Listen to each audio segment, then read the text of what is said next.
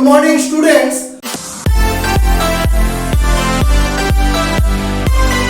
Competitive ইংলিশের আরো একটি স্কোরিং পার্টে চলে আসলাম। অবশ্যই তোমাদের সকলের রিকোয়েস্টে তো স্ক্রিনশট নেওয়ার জন্য কয়েক সেকেন্ড সময় দিচ্ছি।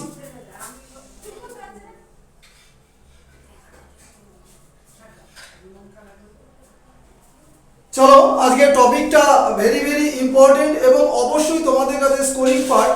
দিস ইজ ফিক্সড প্রেপোজিশন বা অ্যাপ্রোপ্রিয়েট প্রেপোজিশন। যে কোনো কম্পিটিটিভ এক্সামে এটাকে স্কোরিং পার্ট আমরা ধরে নেই, কারণ এখান থেকে ম্যাক্সিমাম নম্বরটা আমরা নিয়ে আসতে পারি।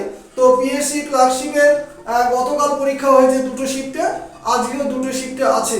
তো পরবর্তী সময়ে হচ্ছে মেন পার্ট, অর্থাৎ ইংলিশ এবং বেঙ্গলির উপর যে ডেসক্রিপটিভ পার্ট যেটা বলি সেটা স্টার্ট হবে। ফেসবুকে দেখে নেবে প্রত্যেকে। তো চলো ক্লাসটা শুরু করি। Number 1, he complained dash me to the teacher. তাহলে সে যে অভিযোগ জানিয়েছিল, কার কাছে জানিয়েছিল? টু দ্য টিচার, ঠিক আছে। আর কার বিরুদ্ধে জানিয়েছিল? এটা হচ্ছে মি।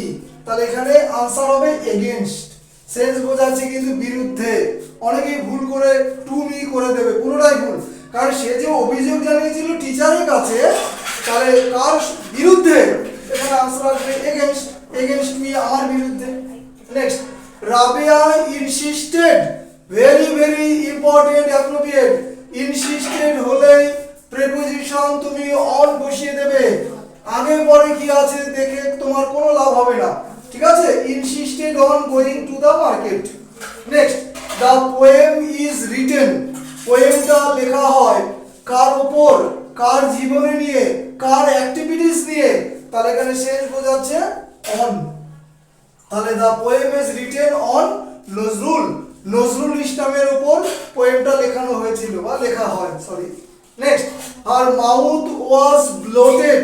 তার মুখটি ছিল স্ফীতকায় মানে পরিপূর্ণ। ড্যাশ বিটল স্যালাইভা, অর্থাৎ পানের যে পিক, স্যালিভা না স্যালাইভা, পিক। বিটল মানে পান। এখানে অ্যাপ্রোপ্রিয়েট আসবে উইথ, ব্লোটেড উইথ, পরিপূর্ণ বা স্ফীতকায় এরকম। Next, the train is bound. আরেকটা অ্যাপ্রোপ্রিয়েট প্রিপোজিশন, বাউন্ড ফর।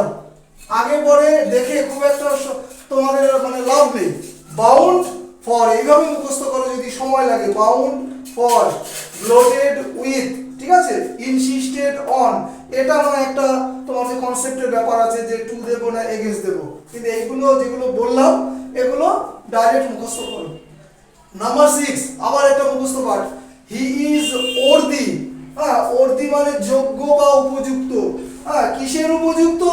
প্রশংসার উপযুক্ত। যেভাবেই ধরো, এখানে কিন্তু এর বোঝাচ্ছে, এর এর, তাহলে এর বোঝাতে আমরা এখানে অফ রাখতে পারি। তাহলে he is worthy of praise. Next, Fortune স্মাইলড dash him at last. একটা ইডিওমেটিক এক্সপ্রেশন, অবশেষে তার কপালে বা তার ভাগ্য খুলে গেল। আমরা বলি না লটারিতে টাকা পেলো, ভাগ্য খুলে গেল। স্মাইলডের সাথে এখানে অ্যাপ্রোপ্রিয়েট আসবে কিন্তু আপন, ঠিক আছে। বা ঈশ্বর তার উপর বর্ষিত হলো, সেটাও হতে পারে। স্মাইলড আপন, appropriate. Next, we should not jump dash a conclusion.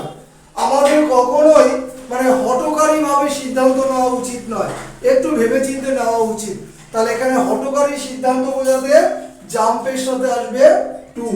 ভুলেও অন্যদিকে তাকাবে না, জাম্প টু। এবার দেখো, জাম্প ওভার, হ্যাঁ, কোনো কিছুকে টপকানো, জাম্প ওভার। জাম্প ইনটু, বাইরে থেকে ভেতরে কোনো ডিরেকশন বোঝাচ্ছে। তাহলে jump over, jump into, jump to. Next, I owe to my I owe my all dash mister Sen. আমি আমার সমস্ত কিছুর জন্য মিস্টার সেনের কাছে ঋণী, মানে ঋণী থাকা। উনি তোমাকে উপকার করেছিল, তাহলে সারা জীবন তো ওনার প্রতি তোমার ঋণী থাকা উচিত, তাই না? তাহলে ওর সাথে এখানে অ্যাপ্রোপ্রিয়েট নেবে হচ্ছে অবশ্যই to. Last, very very important, প্রায় প্রতিটা ক্লাসেই দেই। I prefer fruit juice dash cold drinks. অনেকেই তাড়াহুড়ো করে দেন করে আসবে, দেন কিন্তু আসবে না। এখানে প্রেফারের সাথে অ্যাপ্রোপ্রিয়েট টু আসে।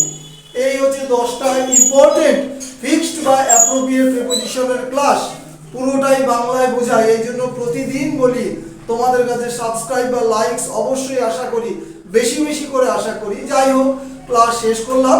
Have a good day.